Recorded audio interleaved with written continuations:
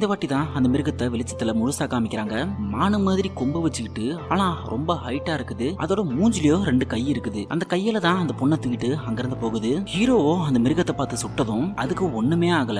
உடனே ஹீரோ அங்கிருந்து தப்பிச்சு ஓட பாக்குறான். பின்னாடியே அது பயங்கரமா துரத்திட்டு வந்துட்டு இருக்கு. ஒரு இடத்துல வந்துட்டு ஹீரோ முட்டி கீழே தள்ளி விட்டுடுது. பக்கத்துல வந்துட்டு ஹீரோவோட தலையை பிடிச்சி அப்படியே மேல தூக்குது. உடனே ஹீரோ மண்டி போட்டு அதை வணங்கினதும் அவனை விட்டுடுது. ஆனா கொஞ்ச நேரத்திலேயே ஹீரோ அதை வணங்க மாட்டேன்னு சொல்லிட்டு எழுந்து நிக்கிறான். அந்த மிருகமும் இவனை பிடிச்சி கீழே தள்ளி விட்டு அவனோட மேல கைய வச்சு இவனை வணங்க சொல்லி தரையோட தரையா அழுதுது. ஹீரோ கவனிக்கிறான். பக்கத்துல சின்னதா கோடாரி மாதிரி ஒண்ணு இருக்கு. அதை எடுத்துட்டு எழுந்து நின்னு அந்த மிருகத்தை வெட்டிட்டு அங்கிருந்து வேகமா ஓடி போறான். இந்த மிருகமும் பின்னாடியே துரத்திட்டு வந்துட்டு இருக்கு. ஹீரோ வேகமா ஓடிக்கிட்டே இருக்கான். கொஞ்ச நேரத்திலேயே விடிய ஆரம்பிக்குது. இவனும் அந்த காட்டை விட்டு வெளியே வந்து பில் தரையில ஓடி விழறான். அந்த மிருகமும் வெட்ட வெளியில வராம அந்த மரம் இருக்கிற இடம் வரைக்கும் வந்துட்டு அப்படியே நின்னு இவனை பார்த்துக்கிட்டு இருக்கு. அதோட எல்லை அது வரைக்கும் தான். அந்த மிருகமும் இவனை பார்த்துட்டு பயங்கரமா கத்துது.